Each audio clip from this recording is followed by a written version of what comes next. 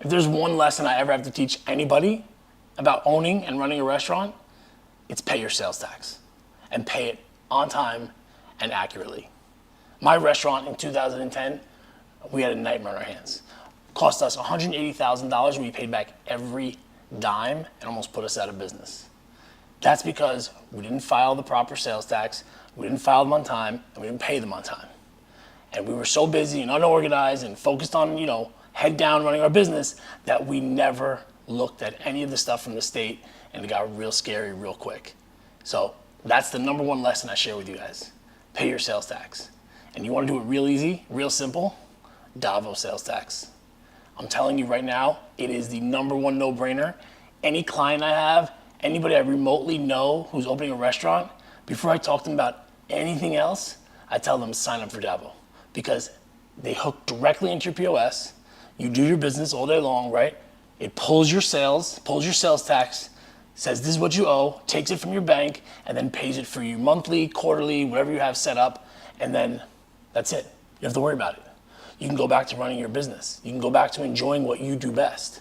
This is not why you got into the restaurant business, is to calculate and pay sales tax.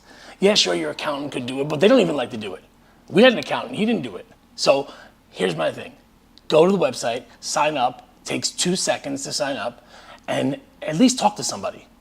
Figure out if this is gonna be right for you, but I'm gonna tell you right now, if you listen to us, if you listen to Sean's show, the fact is, every client, every person we talk to, we recommend DAVO because it is such a no-brainer.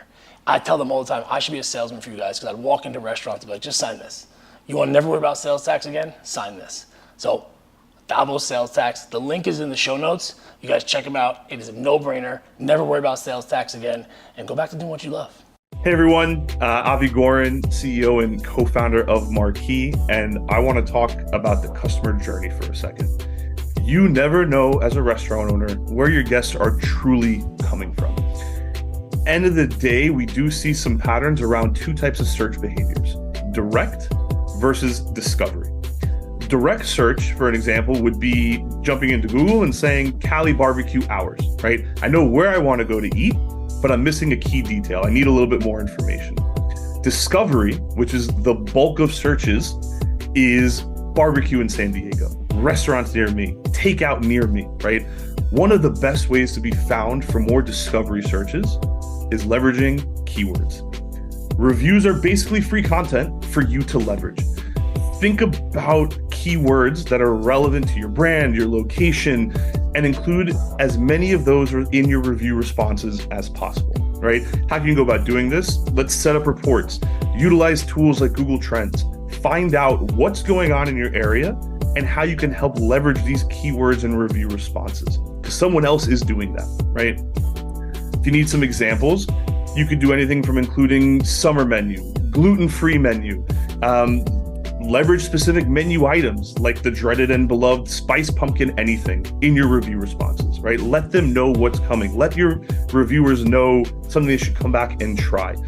And of course, if all of this just seems overwhelming and daunting because you're already running a restaurant and have enough on your plate, just leverage the team at Marqii to do this for you. We handle all of this. We're experts in this space. We can automate this so it's just another item that you know you are taking care of. Again, that's marqii.com, marqii.com. No you. However, we did recently buy marquii.com, so if you do misspell it, we got you. You'll still find us. We can still help you. All right, guys, welcome back to Closed Monday. Today we are having a friend of ours from the James Beard Association, Dr. Ann McBride, Vice President of Programs. Ann, thanks for joining us this morning. Sorry for the hiccups earlier. No worries, Kyle. Thanks for having me. Yeah, of course. So I've been reviewing the report you had sent over, the James Beard report, and it's really, really super interesting. And I think it's something that our listeners are going to find very insightful. But overall, it seems like we've made some real progress this year. What do you think? We have. I mean, it's remains well. This is 2023 was the most stable year we've had in 3 years, basically since 2019. It remains a challenging environment for the restaurant industry. There's no doubt. Costs are increasing and people are being more cost aware when they're going out. But there's much more stability and it makes planning a little bit easier. Yeah, and I think let's also just talk about how in depth you guys went with this, because James Beard Foundation, a lot of you guys think of it in terms of awards, right? And maybe this is going to be an eye opener for you in that they are looking to support the industry with these findings, and we'll get into some of the advocacy stuff later on. But this survey was gathered over 250 responses from chefs across 44 states, which is a fairly significant segment of the industry. And it had a collective reach of over 14 million annual covers and 3.2 million Instagram followers. That's pretty impressive. I mean, that's an in-depth study there. So you had touched on it before, the stability and the challenges. I mean, one of the things I hear constantly are rising food costs, how they affect operations, along with the economy affecting how frequently the public is dining out. What specific strategies can restaurants adopt to kind of cope with this? Some of the strategies that we see, and some of that is captured in the report, is definitely around menu planning. So shortening menus, simplifying menus, which can allow you to also simplify on the staff side a little bit on the back of the house front. Last year we saw more people cutting shifts. We're seeing a little bit less of that this year. And one thing that wasn't necessarily in the report, but that we see a lot through people who participate in our programs, is alternative revenue streams. And I think that was overall a big lesson since 2020. Relying solely on butts in seats can be challenging. So many more restaurateurs are looking to do other things, whether it's CPG, whether it's merch, whether it's things like that they can do to help cushion the blow a little bit of all these increased costs. Yeah, I've been seeing a significant increase in that, right? Like selling their salad dressing, selling their sauces. I've even seen what I think is super cool. A lot of these chefs leaning into their content creation more. So creating some of their recipes online for people to sort of see how they're made at home. Is that something you've seen some chefs lean into as well? Their content creation and their social media presence? 100%. I think that's something that everyone became a lot more comfortable doing, when suddenly having to do demos from their home kitchen to just stay busy and stay occupied. So we're seeing this for sure. That might not always be revenue generating, but that certainly helps build an audience. Yeah, I think that ultimately, hopefully, we always talk about on the show is creating a sort of that digital hospitality, right? Like that I can reach you beyond the four walls of my restaurant, because so many folks, when everything went down a couple of years ago, they weren't sure how. They were like so used to greeting people when they walked in the door. How am I going to reach them? How am I going to connect? And I think that's a very interesting aspect of the business. And it also helps keep you top of mind for people. I mean, I think we've all made plans with friends and you're looking for a place to go and you're scrolling Instagram at the same time. It's like, oh yeah, this restaurant I haven't gone to in a while is right there on my feed and I want to go back and eat there. Yeah, there's, sometimes it's how some of these restaurant folks are. They're very focused on what they do. And they're like, they don't get the connection between staying top of mind. And we always say, like, if you're top of mind when they're hungry, they're going to think of you first. And that equates to reservations, hopefully. So yeah. I love seeing that. I mean, not to make this all about social media, but one thing I always caution restaurateurs, though, is do not rely solely on social media, because you do not control this. You don't control Instagram. You don't control algorithms. You don't control the mailing list you think you have from your followers. So always build your own on the side, too.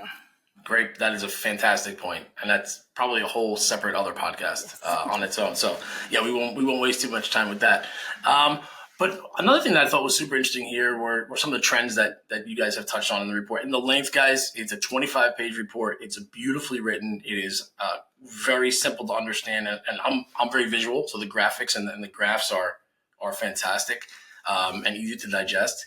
But one of the trends that I saw on the customer side were that 36% of chefs reported more customers in 2023 than 2022. But 37% saw a decrease. Correct. What's behind that, you think?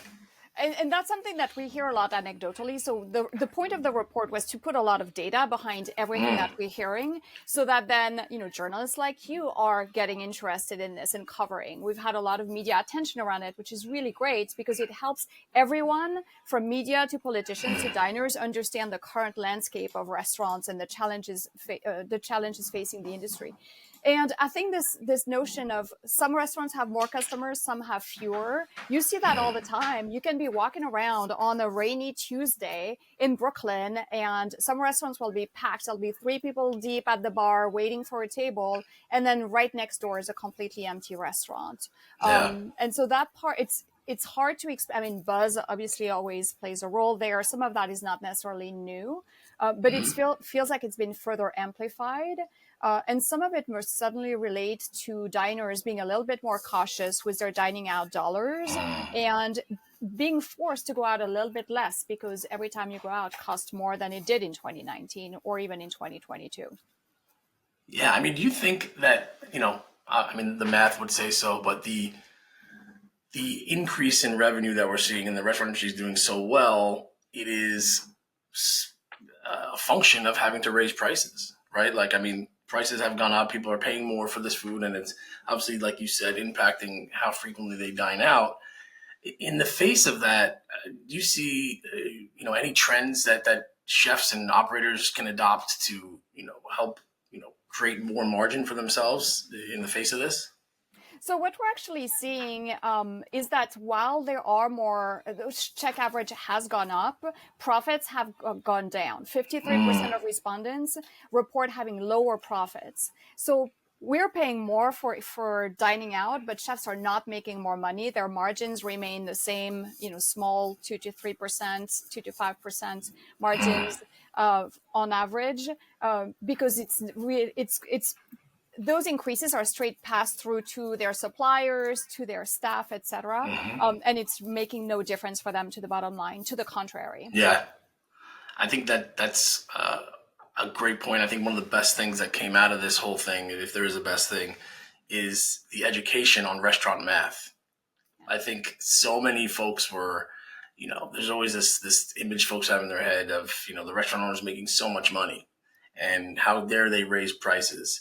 But I think something else that you guys touched on here, which is fantastic, is that increased consumer education. Can you talk about that and how that may shape the future of the industry, or at least the future of this year? So that was a response that came up very frequently from our survey participants.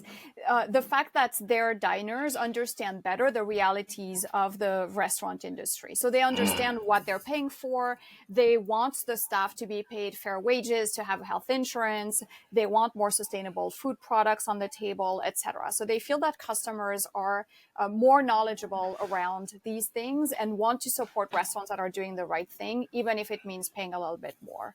Of course, we did have answers on the flip side of that, with some respondents saying that customers were worse than ever. So similar to some restaurants being full, some not every customer is going to be a pleasant customer. And some of it, especially with increased prices, comes increased expectations on the side of diners. I think the experience needs to be even more perfect than before. So there's definitely a lot of friction points between the realities and the expectations that still happen. I love what you said there, because I think that's one of the things that operators can focus on that costs virtually no money, which is the experience. How significant is that? Because I see it as a huge issue, because when everything shut down, I wasn't like, where am I going to eat? I was just upset that I wasn't going to be able to have that experience of sitting at the bar with my wife and having a great cocktail and having a great meal and interacting with the owner and the staff. How have these operators approached that? Are they putting an emphasis on that in general, would you say? I mean, this is more anecdotal than anything captured by data, but I think a lot of it's posed a challenge because it's been so hard to staff restaurants. So it's made creating that experience harder because you may not always have the level of staff, the number and the experience level of staff that you might need to deliver a perfect experience. That said, it's still very possible. It's something that chefs should absolutely continue to insist on more than ever, because of this tension. If you feel that you spent $200 on pizza for you and your wife, and the experience wasn't great, if there was great attention to service, you felt special on your night out, etc., you're more likely to go back, or at least to end the evening happy. So it's certainly something that chefs need to continue prioritize more than anything, the experience for the diner. I love that you said that, because I know it's tough to measure that, but that feeling that you get, right? Like, I think that you go out, you have a pizza, you have a great experience, but if you are not having a great experience, all of a sudden that $200 seems, you're like, this is crazy. I feel insulted. They didn't pay attention to me. But if you have a great experience, you'll be back next week, right? I mean, that $200 is obviously relevant to everybody. But I think that's a great point. I'm glad that we touched on that, because it's something that operators are sort of losing touch with. I think, when you're making 2 to 5% and you've been doing this for so long, it can be easy to sort of let that slide. So I'm glad that we touched on that. And also, so many people are so burnt out, right? I mean, it's been such an exhausting. We're actually starting the year with a wellness series focusing on body, mind, staff, etc. Because it's so important, because sometimes you just don't have it in you to just go that extra mile that will make someone feel special, because you have nothing left in the tank. So I think it's really, really key that chefs and operators take this first half of 2024 to really recenter on themselves and find what they need to keep going, because the challenges are not over. Yeah, I love that, because for so long the industry was like, this is what it is, right? Like, this is the grind. You're supposed to feel that way. But we've had some other guests on here, Hasla Vilas, talking about things like that and how it could lead to other issues for chefs and owners. But I mean, it goes back to me with what they say on the airplane, right? Put your mask on first. Take care of yourself. You'll be in the best position to take care of everybody else. So I love that, and we'll look forward to checking that out. But in regards to the report, what else stands out here for you that is something that operators should really be focusing on? Because there is so much, and you can get buried in the numbers a little bit. But what is really something that they could take away from here, in your opinion, that's a really sort of, I don't know, a hack, a little gold nugget that you think that they should focus on? If anything. I mean, not to put you on the spot. A really key thing is to not be afraid to, and this time of year is a perfect time to do this, to really take a step back and look at everything. What would you do if you were to start your restaurant today? What would be your business plan? What would be your ideal margin? What would be your ideal staff number, your ideal menu size, etc., under the parameters of today? So I think, especially because it's so easy to be so trapped in the day-to-day when you're working in a restaurant. I mean, we're all victim of that no matter what we do. Take the time to analyze your business. Cancel what you need to cancel, close if you need to, but really spend a good amount of time looking at that and see, okay, well, this is something that is not sustainable at today's cost, whether it's a number of, whether it's opening hours, whether it's type of food, some menu items that need to go. What still allows you to express your vision, your creative expression, etc., but still within the parameters of the current economic reality of 2024 and 23 in the case of the report. I think that's something that's not enough people make the time to do. Because it feels like, I'll do it tomorrow, I'll do it next week, because it's such a big thing. But it's really, really crucial to do that, and to do it as if you were to do a health checkup. Yeah, I own my own restaurants for 15 years, and I know that feeling, because you immediately, when somebody says, like, let's say, take this item off the menu, it's too expensive.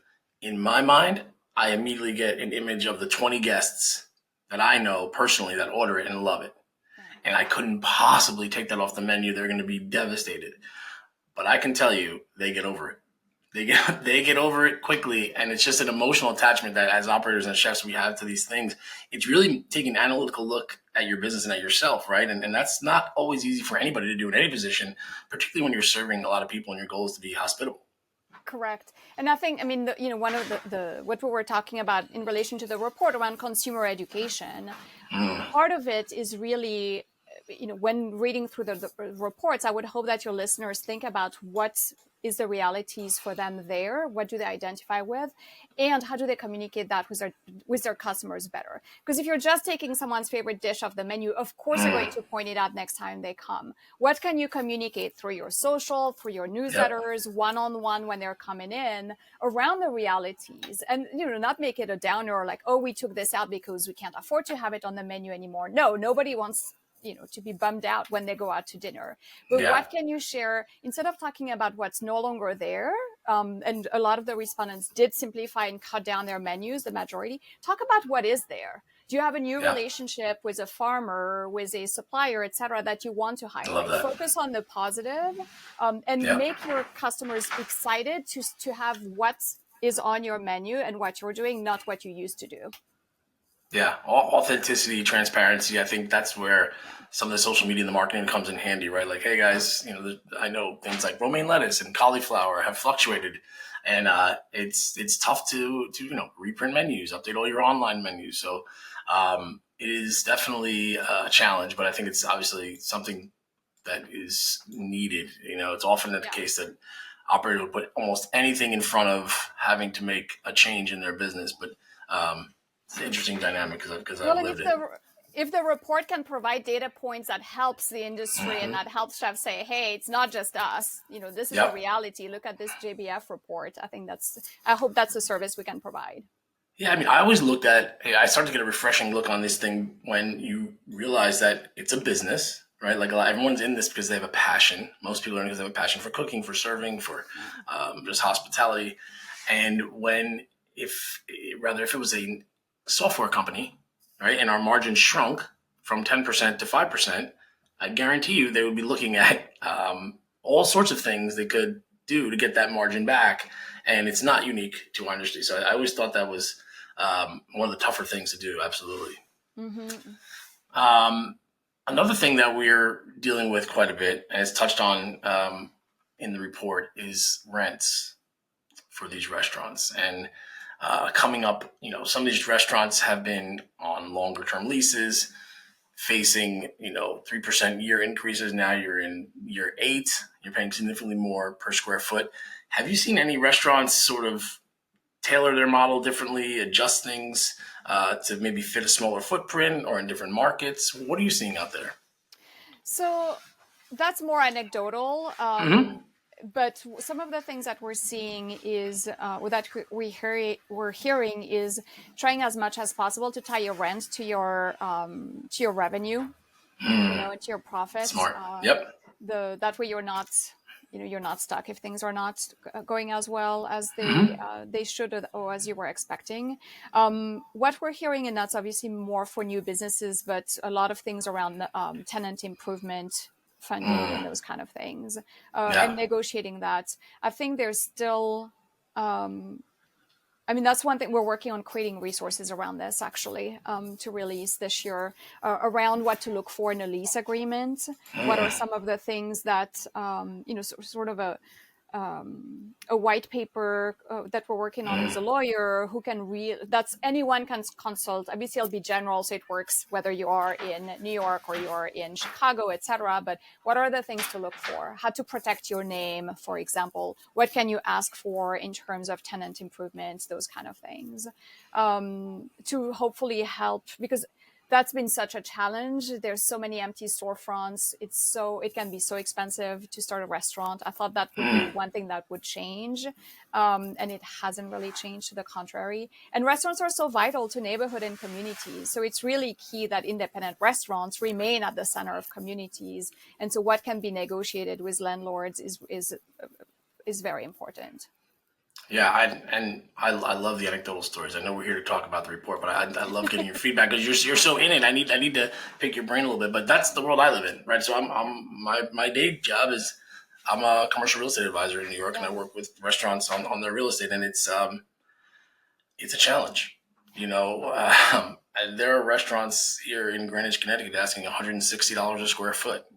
How do you make that work? What can you ask for? I think that's fantastic, and I think it's a great segue into um, what we're really here to discuss is the advocacy stuff that you guys are doing, and an understanding of what the foundation is here to do for the industry beyond what you may think of them. So, can you discuss the impact of this advocacy work and what you're doing to support the industry? I think it's really relevant in this challenging time. So, I'd love to hear about it. Sure. And thank you for asking, because as you mentioned at the top, a lot of people do know the James Beard Awards, but not necessarily everything else that we're doing. We started 11 years ago a chef boot camp for policy and change, training chefs in advocating for issues they care about in front of their lawmakers. And then since then, we've really developed these programs. We have a robust women's leadership program with support for entrepreneurs. And then we do a lot. We released our first ever policy agenda in September of 2023. This was the first time in our history that JBF decided we're not just training chefs on the issues they care about. Here is where we are putting our stakes in the ground. Here are the issues that we are personally standing behind as well, because you cannot exist as an industry without that anymore. And so some of the things we advocate for that are part of our policy agenda include immigration reforms to make labor for restaurants more accessible, living wage, insurance benefits, especially a lot around mental health insurance, tax credits, um, composting programs, tax credits or grants for composting programs. We're doing a lot right now around healthy soils. We're doing a lot around the Farm Bill, which includes hunger and nutrition security. So those are all part of our priorities. And the way we do that is through, obviously, our robust network of chef bootcamp alums, but really working with chefs in any parts of the country who want to be involved with the work that we're doing, who want to learn how to use their voice, and who want to help us stand behind the issues that we're supporting. Oh, I'm not hearing you, Kyle, anymore. Sorry, I'm actually. Let's see if we can share some of this because I think it's kind of interesting for not kind of interesting. I think it's extremely interesting for everybody to see this because I'm just looking here as you're talking. I'm not sure if you can see what I'm looking at here, but this is the business essentials and the James Beard Foundation webinars, virtual education. Guys, there is a ton of stuff here. Everything she just touched on. Mental health, pandemic impacts and resources. I saw you have something on benefits here with our good friends from Oyster Sunday. I think this is, I'm just going to take a guess. A lot of the listeners out there had no idea that this existed. So I suggest you dive in. We're going to have this all linked in our show notes. And in addition, I believe you have some events and initiatives coming up.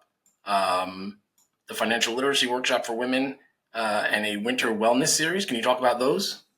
Sure. And while you're on our screen, so the virtual education library lives under the programs tab. So for anyone consulting, all of our industry resources live on the programs tab on our website. And so this is where you find all of our virtual programs, anything that were applications for our programs as well, the policy agenda, information on our boot camps, etc.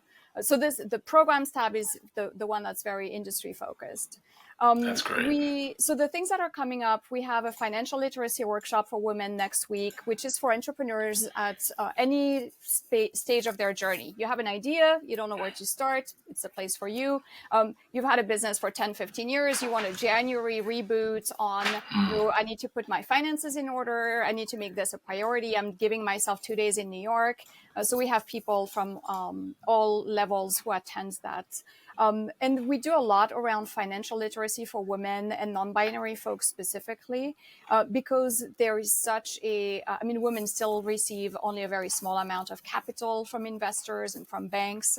And there's still a lot of lack of confidence among women and BIPOC owners, even well established, just because of the nature of a lot of these interactions and transactions. So we do a lot to support specifically the people who need it the most from a financial literacy and financial confidence perspective.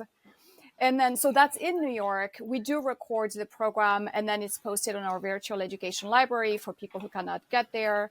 And then the Winter Wellness series you mentioned, that's a 5-week webinar series that starts January 22nd. And that includes, the first session is actually on taking care of your body in the industry. So stretches specifically for when you're working long shifts. Very cool. We have a session on herbalism. We have a session on food as fuel, session on mental health, and a session on structuring your business for your staff's well-being as well. And so that's all virtual. It's 1 hour on Zoom every Monday for 5 weeks, and anyone can access from anywhere around the country. Oh my gosh, that's incredible. I mean, these are things that, I don't know how many folks even realize that these are a necessity, right? And I think that it's amazing that you guys have taken this on and seen it as, something that restaurants are dealing with, right? It's a major pain point, and something that this wellness stuff is not really spoken about enough, and I think now that it's becoming a little bit more front and center, and particularly with the James Beard Foundation behind it, I think it's going to really gain some momentum. So I'm really happy to see that. I appreciate you guys putting that out there. What else? What do we miss? We've been developing a lot of research. So in addition to developing our educational offerings, both presential and virtual, but mostly virtual, because we are a national organization, even though we're based in New York, we really reach and work with chefs all over the country. So it's really important for us that our education is accessible to as many people as possible everywhere. And then we've also developed more and more research projects. So the reports we've been mentioning, the industry report, that's one example. We spend the fall working with a team at the University of Michigan on looking at increasing profitability for independent restaurants. And then we also worked with a team at George Washington University on the economic impact of climate change on independent restaurants. So those are all things that we will be releasing in the next couple of months. And again, to really, there's so much data on chains and high volume restaurants. There's very little on independent restaurants. It's hard to track. So if I can make one ask of your listeners, if you do receive a survey or see a survey coming from JBF, a request for information, please fill it out, get your voice heard, because capturing data and creating an accurate image of the opportunities and challenges for the independent restaurant industry specifically is very, very crucial. That's why it will allow us to advocate for legislation that provides funding and support for independent restaurants, for example. No, and that's a great point, and it's something I think about quite a bit. Is there is so much when you hear folks talk about restaurants in the press or LinkedIn, it's always the QSRs, right? It's those types of things, and I think that there's independent operators, look at that as that doesn't relate to me. I'm not implementing AI and robots in my restaurant. I need to know how I can get more staff and survive, the winter, my slow season. I will just say, me anecdotally, guys, this is the real deal. James Beard Foundation is here to support the independent restaurants. And with these resources, this is where you're going to find the information that you need. This is where you're going to be able to, on your own time, particularly with that web series you guys have there, or the in-person events, whatever your thing is, surround yourself with this stuff. This is where you're really going to learn about the industry. So I think this is a great point that you brought up, because there is all the news you hear about independent restaurants is that they're struggling, but there's nothing saying, okay, what can we do about it? So this is fantastic. What did we miss? What did I forget to ask you? Let's touch on that. Let's end on that note. You just made me think, since a lot of your listeners are within driving, commuting distance to New York, at our new public space platform, which is at Pier 57 on 15th Street and the Hudson River, we also have industry programming there. So we did We launched our report there in mid-December. We're doing an event around restaurant and technology on January 31st there. So we're bringing, while obviously we're doing a lot of virtual content, we are also doing more things in person in New York now. And those industry programmings at Platform are always free, because for us, it's really important that the information be accessible. So for anyone who, is within commuting, whatever, traveling distance to New York, stay tuned to our industry support newsletter where we publish all of our events. Yeah, guys, we're going to have links to all this stuff in the show notes, but the website is super sleek. It's very easy to understand. And as a matter of fact, when you go to the website, it prompts you to sign up for the newsletter, and you can toggle which information you'd like to receive. So depending on where you are, what's relevant to you, it's all very clear and very easy to understand. And I think this is phenomenal. I prior to us connecting, I was not even aware of these sorts of resources. So this has been a huge education for me. So I appreciate you taking the time out of your busy schedule to educate myself and our audience. Thank you so much. I really appreciate the opportunity to share this, because the more people know what we do on the industry support side, the more we can support the industry. And that's really at the core of everything that we do at the foundation. So I want people to know that. I love that. Guys, you can find them on Instagram at the Beard Foundation. Is that the best place? Or the website. Again, everything will be linked there. And thank you. Dr. Ann McBride, thank you for your time. I appreciate it. And I look forward to a very successful year for restaurants. Me too, Kyle. Thank you. Thank you.